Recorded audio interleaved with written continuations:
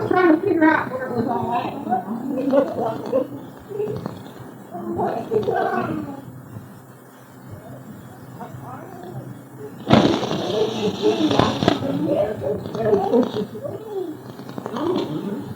And the poodle was right around in there. Oh, we lived right in the and then we looked up.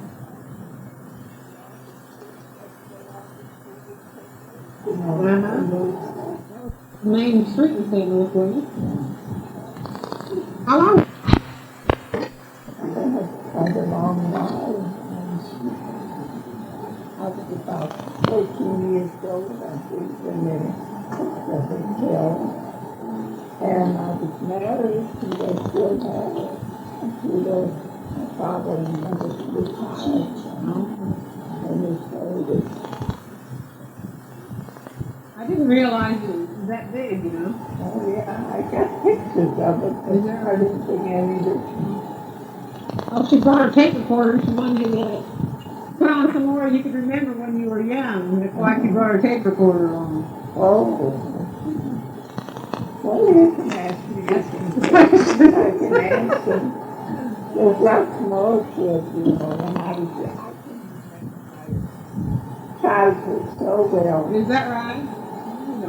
Well, when was your sister born again? Did you have a sister? We were all born at the same place. Oh. My mother was born in the same house I was. Oh. So that was my mother's parents' home. I didn't know. Huh. And they lived in there until we came to America. And when I went to Europe, I didn't tell you that. In 1972, I went over there to Dolores Christie. We went over there to visit my aunt. That was my mother's sister. Sent for me to come out. So they were going to pay the fare. So she paid half the fare. That's all right. That's her time and Dolores, you know. Dolores was working already. That was 1932. And I was working. And I asked for a leave of absence for a whole month. And well, they gave it to me. Well, we went out there.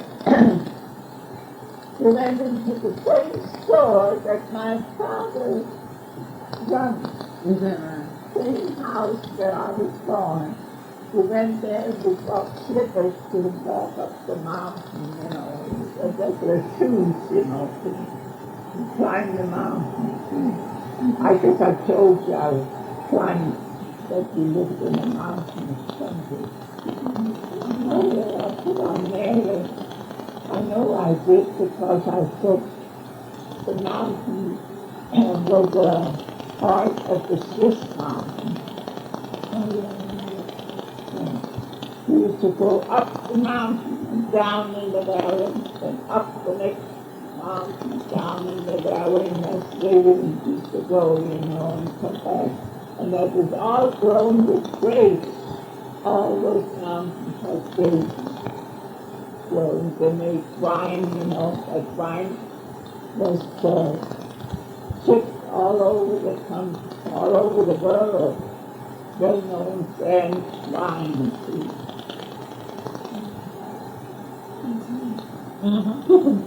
See, when my mother and father were young, they belonged to France, you know, the French. And then in 1971, the war between Germany and France, the Germans won it, and it became German. So when I was born in 79, I was born a German. And my mother, oh, she wouldn't have it. And I used to say, when somebody asked me what nationality I said, I was German born. She said, oh, no, French. They didn't like to be German, you know. And we always spoke French at home. Really? I thought your mom always spoke German. I didn't know that. When I was a child, we spoke French all the time. And when we came over to this country, my father and mother had to learn German. And I was sent to German school, and so was my sister and brother sent to German school. You can still, can't you read French? Yeah, I thought you said you did. I can understand some, and I can say a couple of words and things. Father was Rossi.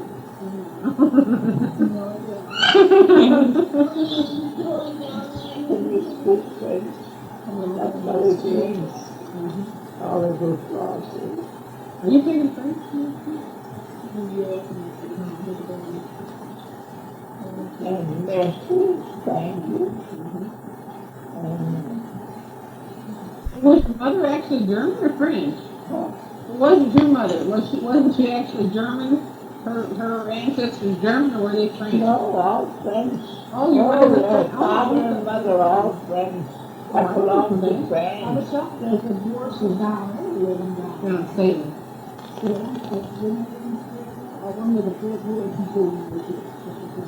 Do you know? Well, yeah, but she said her family were English. They're the Burruses, they were English. Well, this is her family. Her family, she said, came from England. Oh, that's different. But the father's name was Burrus, of course. Yeah. It might be my nephews. Is that right? My brother had 12 children. Wow. Of course, none of them died, but the father and mother did. Now, their name was that Burrus? Your brother's? That was your maiden name, Burrus? Burrus. B-U-R-R-U-S. That's the name down there. I don't know. There was one of them down there. She was taking care of somebody down in the county someplace, in the country someplace, but I don't know where. We never got together anymore. I'll tell you what happened. When their dad died, that was in 1910, and that's when my father and mother went out of business. We sold the business. Then my brother was out of work because he used to tend bar, And of course I was married and I had all the 5 children. So when that was right before he died, before your mother's father died, they went out of business and we had to store rented downstairs. And the man that was renting from us, he was an awful nice man, and he had a girl that he wanted to marry in Iowa, and she wouldn't come down to him. So, of course, he made up his mind he wanted to go and get married up there and go to her home. So he wanted to sell the place, and he kept the place so nice, Well, then he wanted to sell it.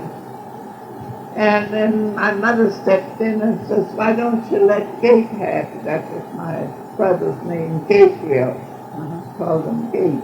Why don't you let Gate have it, So their dad was so easy going.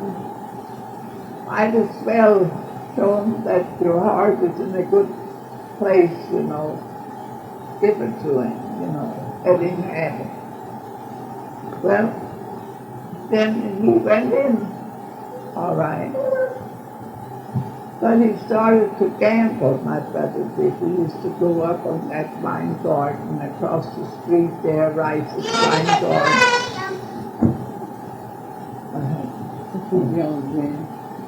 And he used to gamble there, and I used to take care of the store while he was up there gambling. So when their father when he seen all that, he said, well, you know what, I'm going to have to sign. And my brother married a girl, she was only 14 or 15 years old. And then he said, so Dad said, you know, I better have me to sign notes. You never know what happens.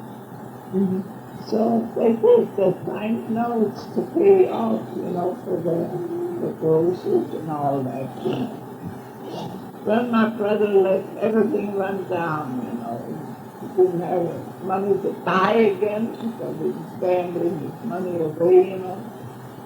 So my dad died shortly after.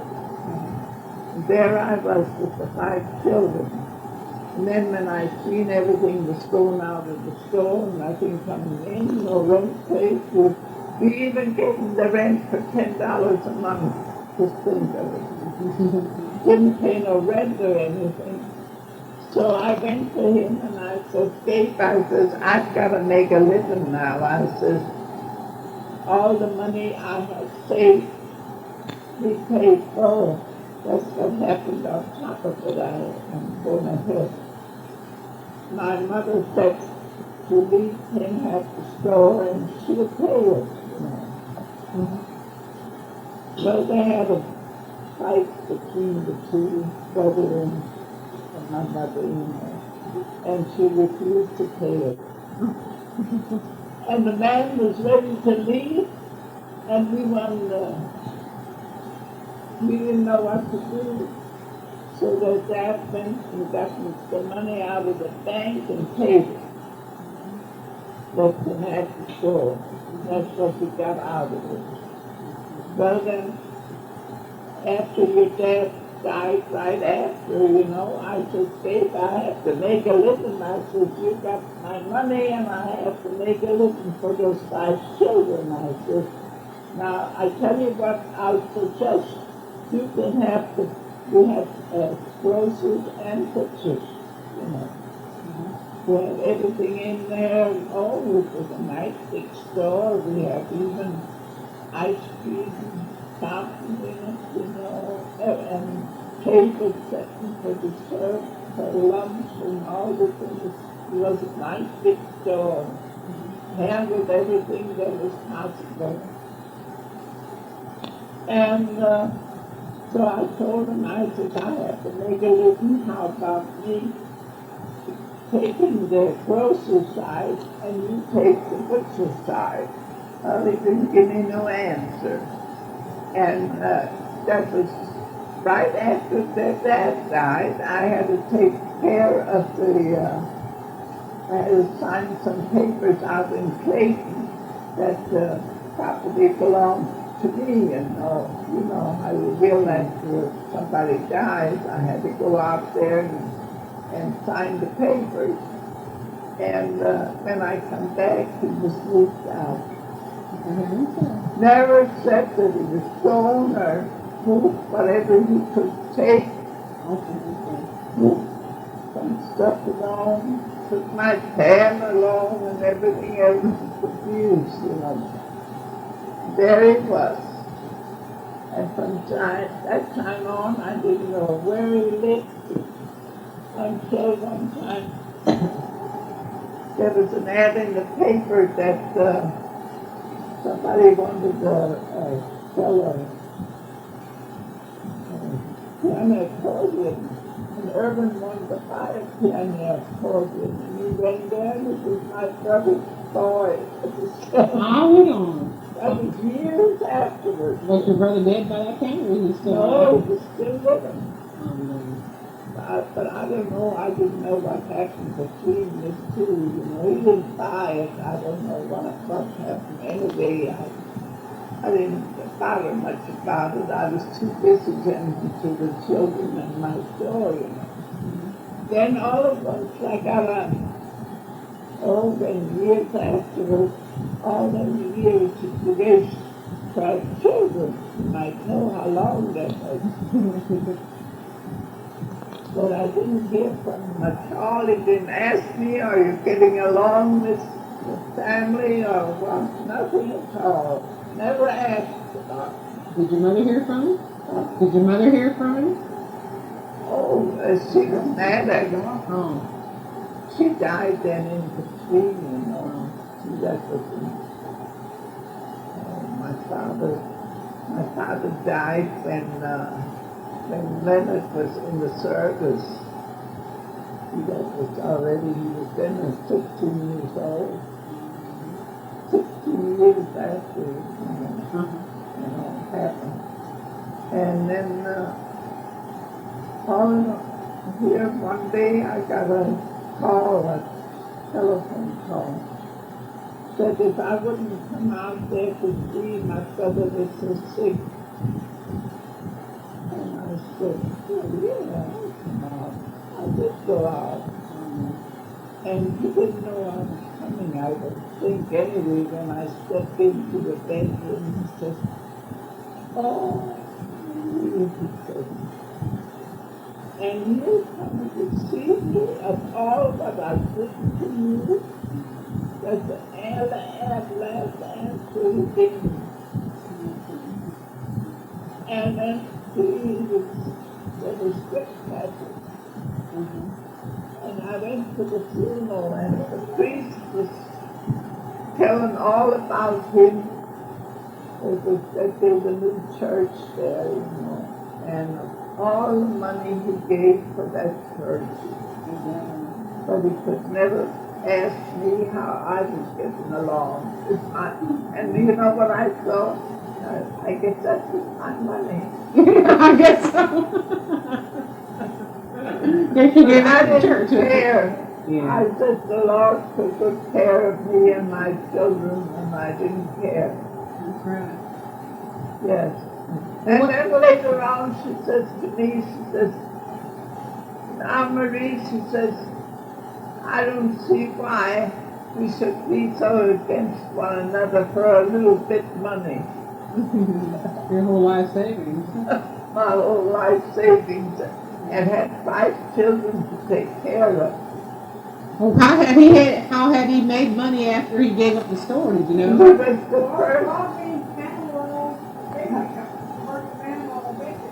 Yeah, he was the first. They called him the first driver, you know, selling bread. And who got the job next after him? Yeah, you know, when my brother died, the neighbor from Tony down there. Dennis? Was his name Dennis? Mr. Yeah. He didn't let his wife buy clothes for the kids. He gave them money through the church. They had to go to the church and beg for clothes and for food. That's what they did. My mother was such a He got mad. fanatic. He got mad at the church. He got mad at the church right before he died. Remember? They did because he didn't want to belong to that church. He belonged all them years to that one where two big stained glass windows. There's that one church on I-10, is that 10? Sure, they put him on his knee and he was and he didn't want to be there. The church wasn't even done yet, and he laid in the aisle and the pews were 7 or 8. And it wasn't done, the outside wasn't done yet. That's the way it My mother was so fanatic, religious, you know. Oh, always give everybody to church. Even when I was here afterwards, my mother said she didn't believe in saving. And they both came to me, mother and father, and I was all them children, I took care of the two. They lived with me. And all I would hear all the time is Father Meyer once told someone, you can give easy $2, you got the home to live in. Yeah, the home was paid for, she knew that. You got the house, you got the home to live in. And I said, I can't do that. I said, I can't. And you know what? I went against because when he passed away, Father Meyer came to the door, knocked at my door, and their father was already gone, the embalmed, you know. And he came to the door, and when I opened the door, I said, "Oh, Father," I said, "he's already gone, and you're too late." And he said, "It's all his fault. It's all his fault. Why didn't he send his children to my school?" Now, was that giving you Kind word? yes? So from then on, I thought, oh, that is all just for the money to go there. And then when my mother died, my father was insured with the Catholic Knights, and she got that money, you know. And 2 years after, just 2 years after my mother died, and I went to him and I said, I know that she brought the money over to you, and I said, I need it for the funeral. And he says, oh, that's already gone a long time ago. That's all the answer I got. That's gone a long time ago. I can still hear him, you know, still in mind that I was here. There's 5 children to support. So that's how it went with me and my father was so easy to do. He's too good. He was just too good. He's done everything to say, you know, and he sided with me all the time. You know, he said, I don't know, she had, you know, temper my mother did. If he didn't do like she wanted to, she takes on his big flower. I can see her now, one of his flower pots that he loves flowers. He waits nice flowers all the time, you know. Take it and throw at it. That's the way she had a temper, you know. Although I often thought brothers about mother, I do anything I can for her, you know. But she wasn't never satisfied. What was your sister like? I don't remember hearing much about your sister. What was she like? She was the pet of my mother. She the baby of the family? No, she was 7.5 years older than I. And she was the boss, you know, and she used to snitch on me. If anybody, I always had to work so hard. She didn't have to do anything because she always had stomach ache. You know, she was 7.5 years old, you know.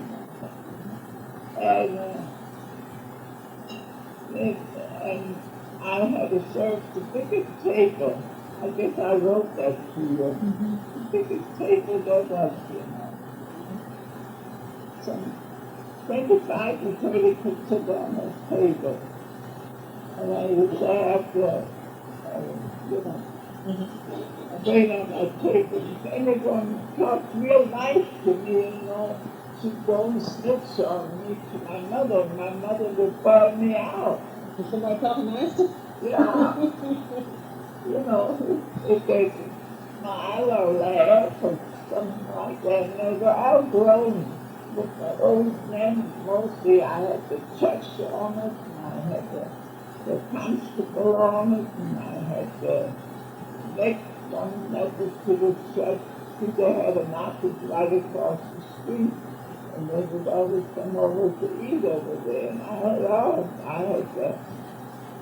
had the breakfast was downstairs, had a drugstore, and he used to come over to eat, and believe it or not, he was my witness when I got married before they tested up the keys. I got married twice. Oh, you did? How'd that happen?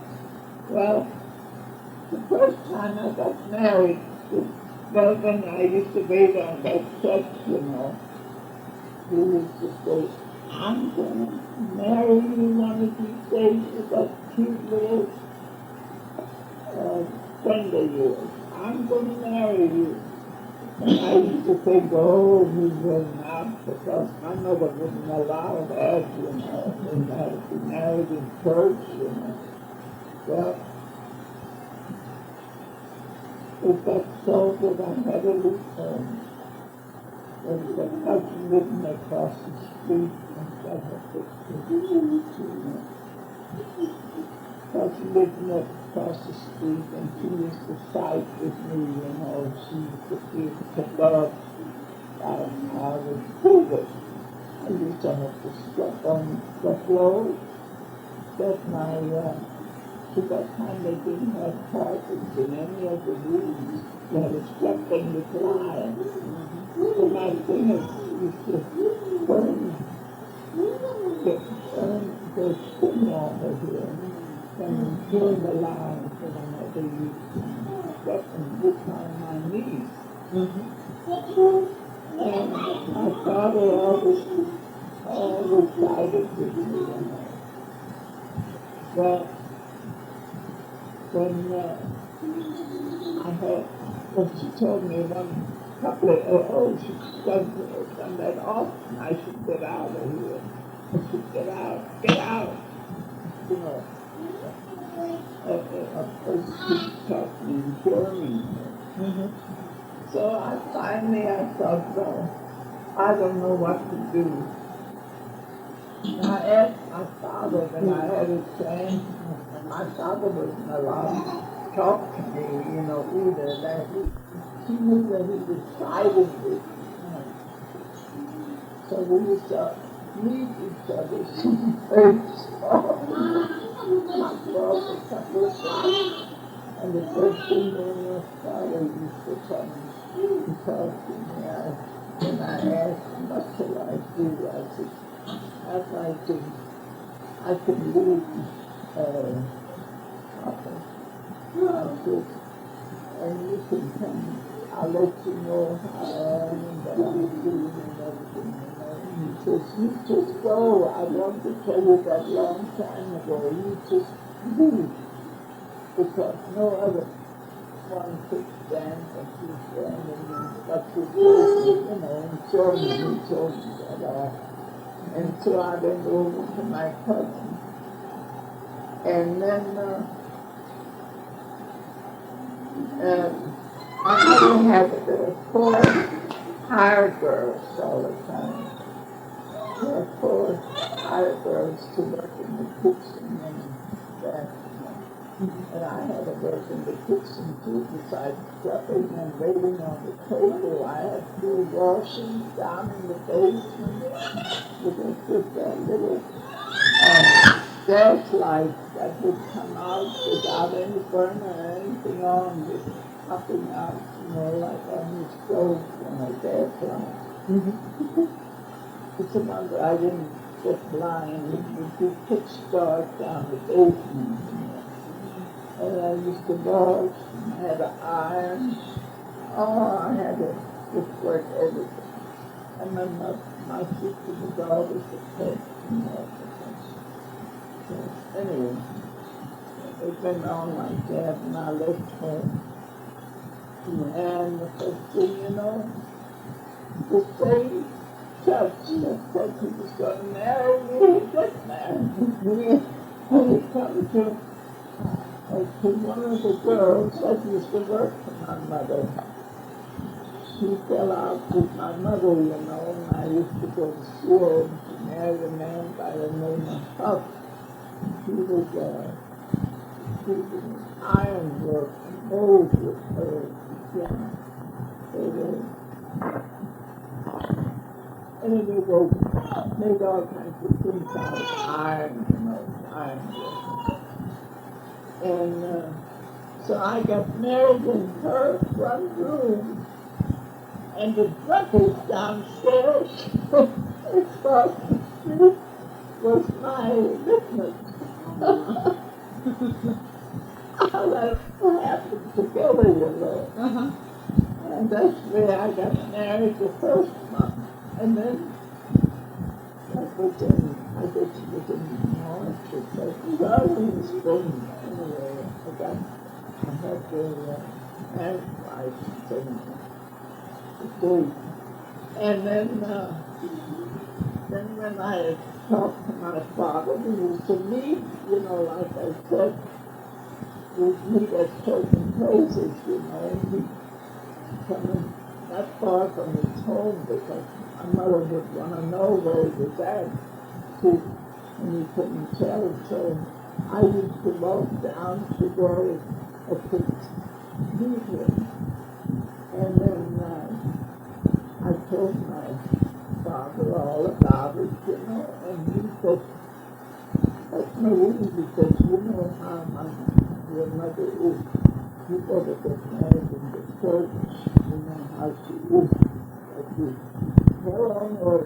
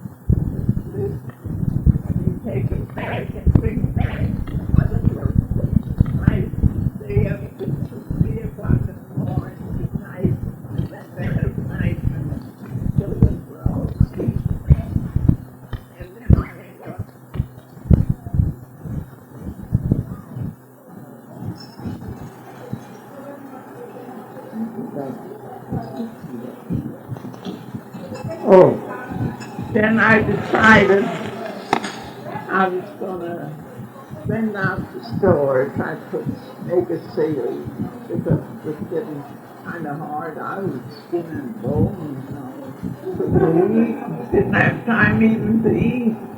Drank coffee all day and that's all. Then let me go. But I had good health anyway. And then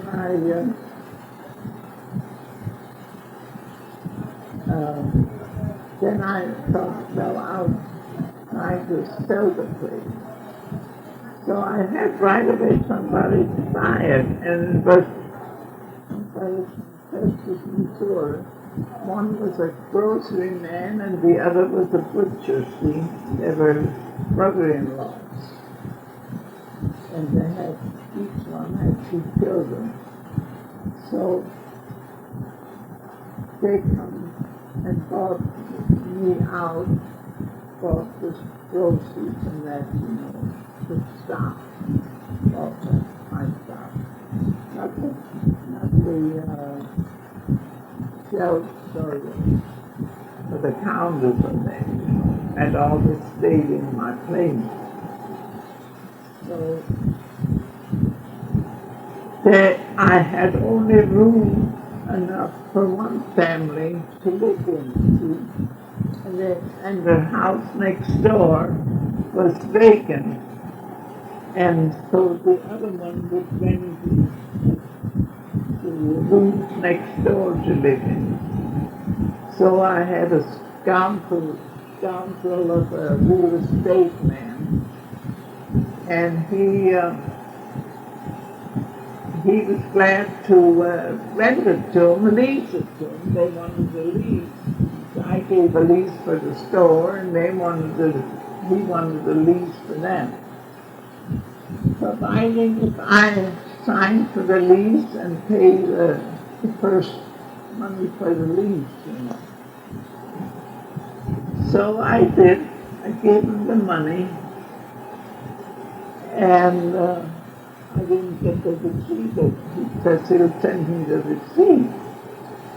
So I was waiting for to get the papers for the release and for them to live in there. I was still in the store, busy, you know.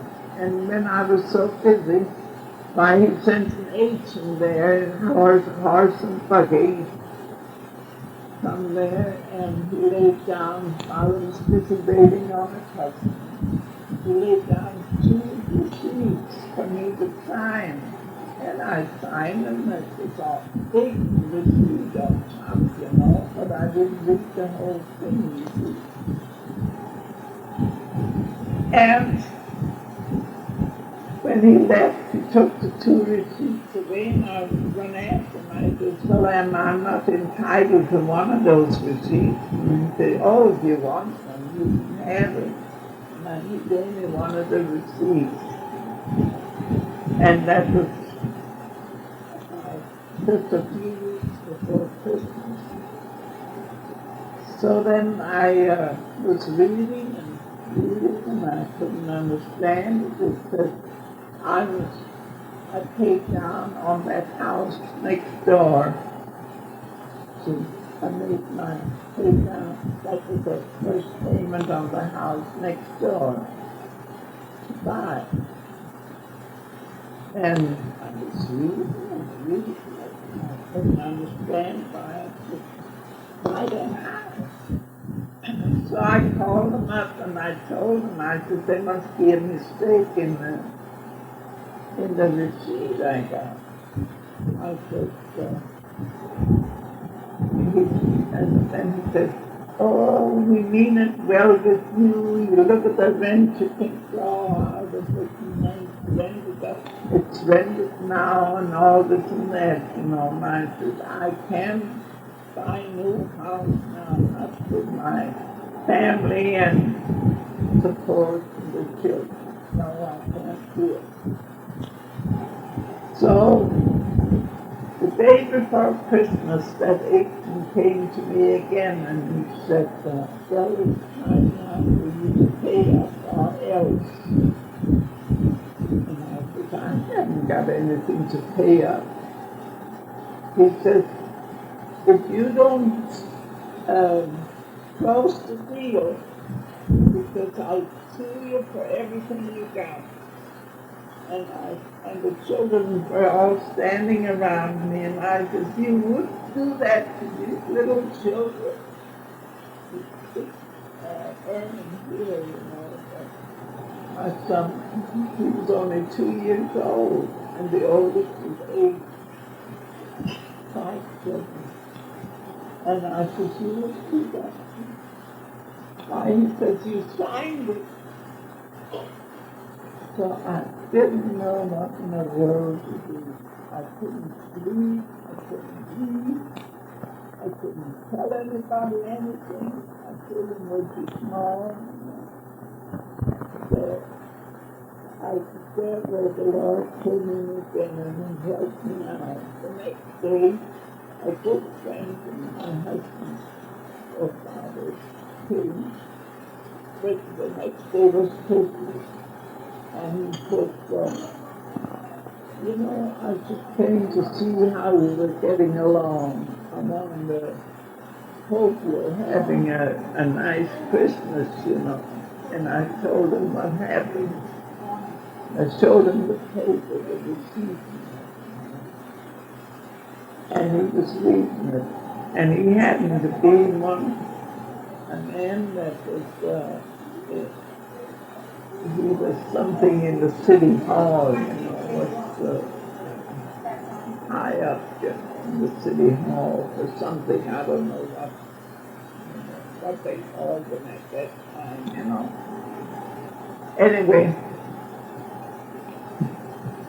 he says, will you let me have this paper?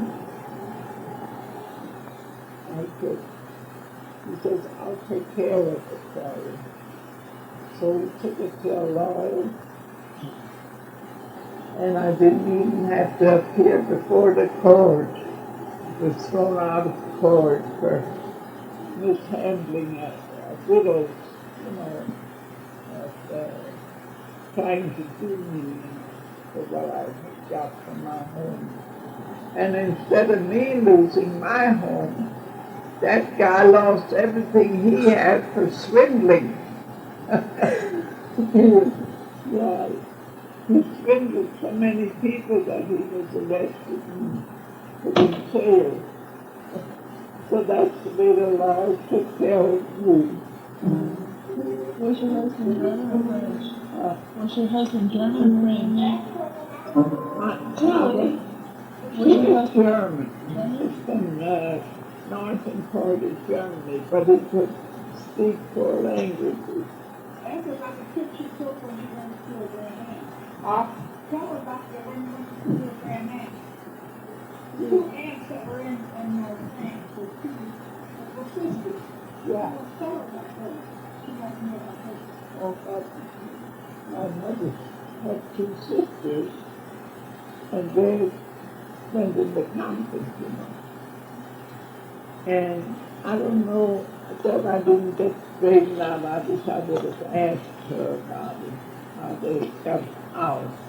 Frank had made up a law at one time that they opened all the convents, and the nuns could stay in France if they would take off their habits, you know, their clothes, you know, their habit, they call it.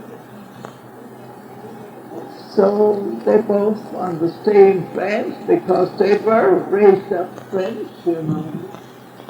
So they both stayed in France. And the one went to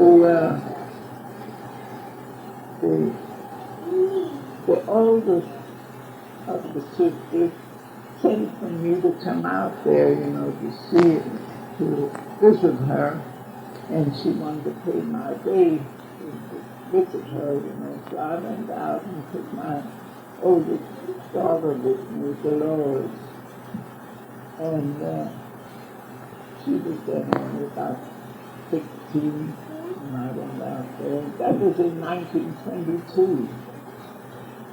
I went out, and that was right after the First World War. Oh, that was terrible. What we seen out there. My aunt took us around and seen all the whole towns were wiped out, you know, from the Germans, you know, see. And the Germans were fighting. They even went to Paris, and they bombed all the churches, and she told me about how she could talk German, my aunt could, and they bombed every home in the town where she lived. She lived right on the outskirts of Paris. And her was the only house that wasn't bombed. Only it had a crack in the front of the house. It was built of stone. And the reason she wasn't bombed was because she could talk German. When the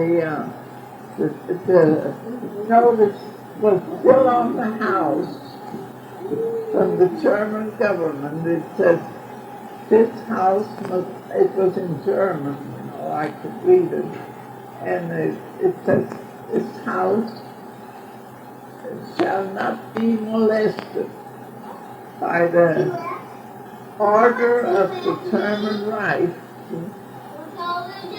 and that's why she wasn't bound.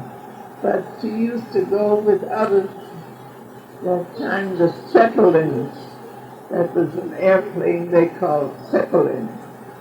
When they used to come down, they used to kill people. She says that she seen actually a man's skull roll on the ground. So they used to go underground. They dug holes in the ground, and covered it up with branches.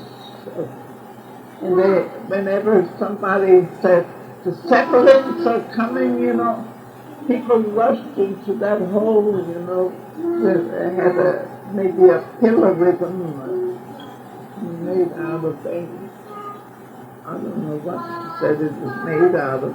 They used to take a pillar with them and go and sleep down there in that hole.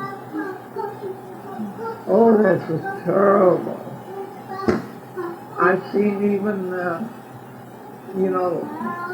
our boys were across there.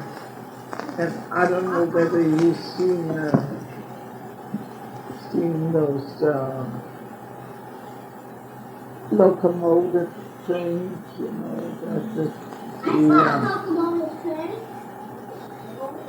the American Legion has that. And they had them standing there. They were from America, and the American boxcars where they had horses and men in during the war. They were still standing on the tracks, and they had the soldiers. They took me to a big hall there where the soldiers had their names all written up to the top of the ceiling, the soldiers that were laying in there, They weren't laying in there all the time. They were just few at a time, like my aunt had to take 4 every night, different ones, that passed through that to go to Paris, and she had to feed them and had to keep them there overnight, 4 every night. And yes, and those cars wrote their names on there and their addresses, but they were mostly up in Chicago, the addresses they had on there. And they found all the churches, and the churches were built of solid rock. And the rock looked like they were all molten with such terrific heat. Took all the church stones away and molded them for guns, to make guns and that. Yeah, that's a terrible thing to see.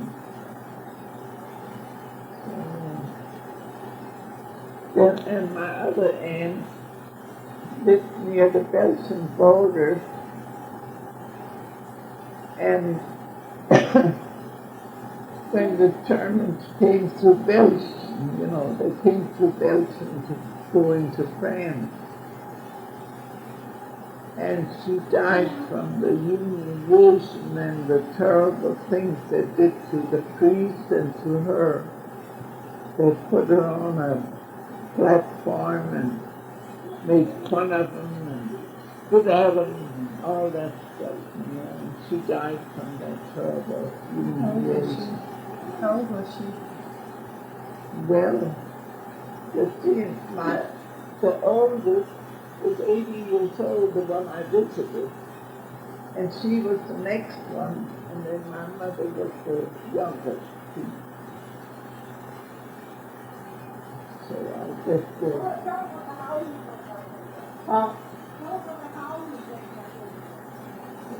Houses. The homes. What did the houses look like over there in Paris? The houses. The houses, please. The houses. How did their homes look like? What did they look like? Oh, how were they? Yeah, what did they look like? You mean that No, the regular ones that weren't gone. The ones that were still standing up. They pretty. Oh, well, Paris wasn't bombed for us. The church, I was in that church that was bombed, that was,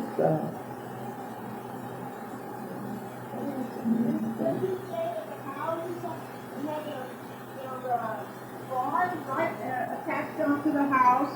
what? The barns were there attached onto the house. She didn't know what the houses looked like. That's Aunt Anthony area. What the house looked like. No, my aunt had a nice home. Oh, Tell me what they look like and what the people are, the houses look like. Were they made of rock or were they made of strip? where my aunt lived, that was not a nice place there. It was on the outskirts of Paris, you know. And Paris was a wonderful place to visit. That was all for artists, especially. They did wonderful. They had figures of horses standing on the roof, and it looked like they were they're ready to jump out of the roof, out of the big homes, you know, the big, not their homes, it was like the galleries,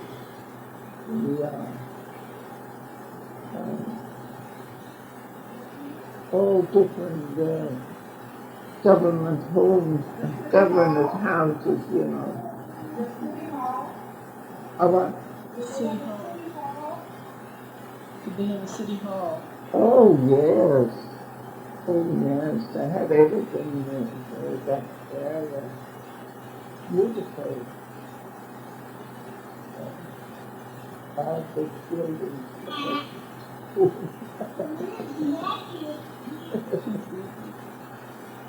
How did the ladies dress over there? How did the ladies dress over there? How the ladies, they were dressed up to date, you know, and oh, yes, that's nice. That's there. The long ones? The long dresses? Yeah, at that time they wore long dresses with. Well, when we were out there, they were already most modern, you know. See, they used to, I could hear from France, you know, the dresses. They were up to date, you know, they were fine,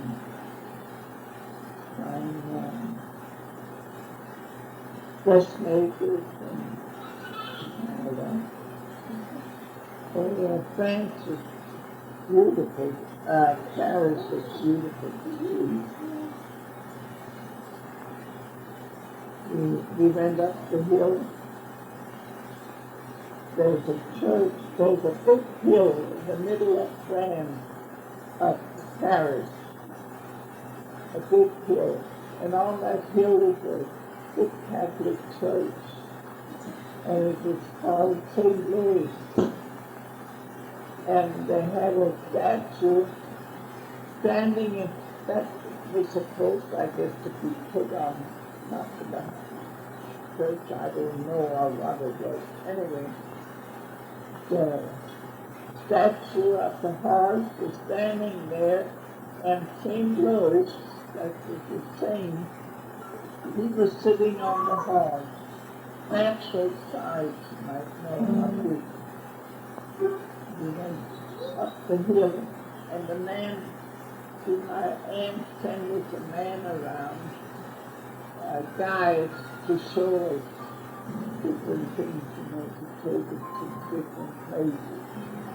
And he took us up there, and he could stay overnight in that church there without paying anything. It was put to the death, you know, as they worked. And all around, walking up the hill to that church, there was stands there selling jewelry and selling books and selling different things, you know.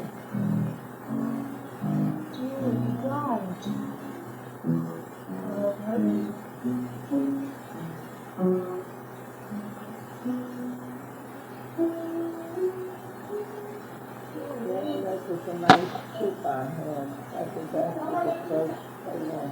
Huh? Who? Who? Yeah, I told you that.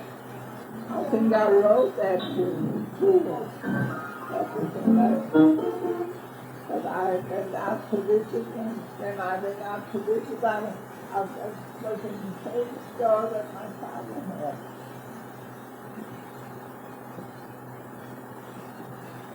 Yeah, I brought shoes there to climb the mountain.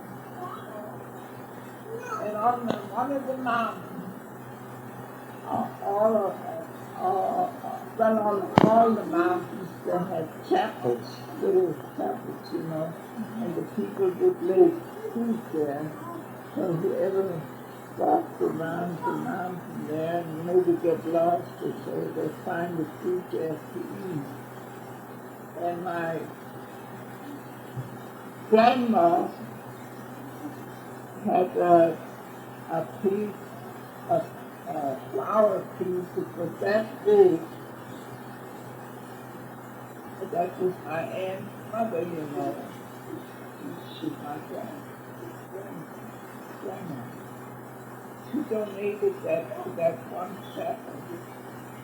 It was all flowers with a thick glass cover over it, you know.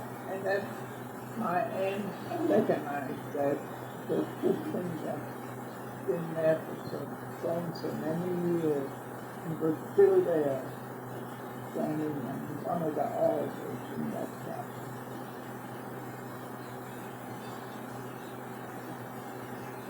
I could only think of that name of that church that they found. And you know that church that they found?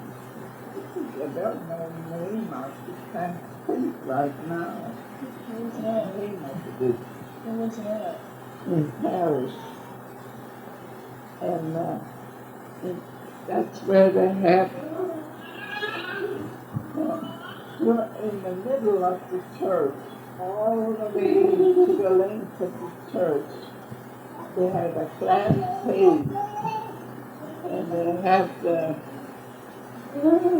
head from the bishops and the cardinals that have died. They were all in there, you know, all in the row, and the name of them were on there. And then they have jewelry in there, gold and silver jewelry that was donated to the church, you know, that's all in that long cage. And they've restored it. So they have doors in front of it, so nobody does anything to it. And we could see all that, so this guide would take us there.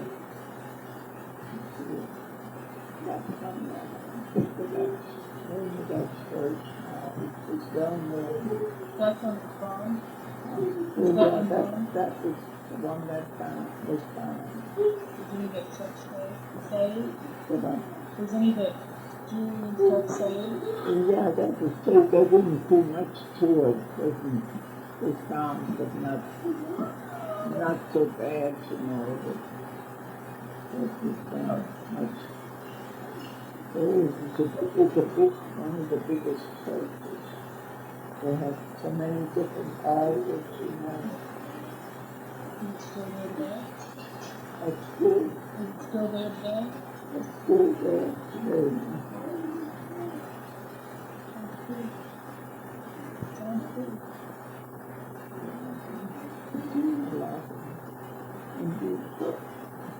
We were in a hotel overnight there on one of the main streets in Paris.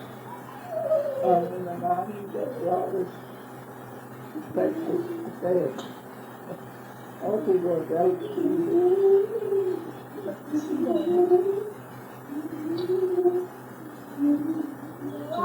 Do you ever go swimming in the ocean? In the ocean, do you ever go swimming when you're in Paris? Do you go swimming when you're in Paris? When you're in Paris, do you go swimming? But that's what, Yes. like that I don't know. We're going so long, you know.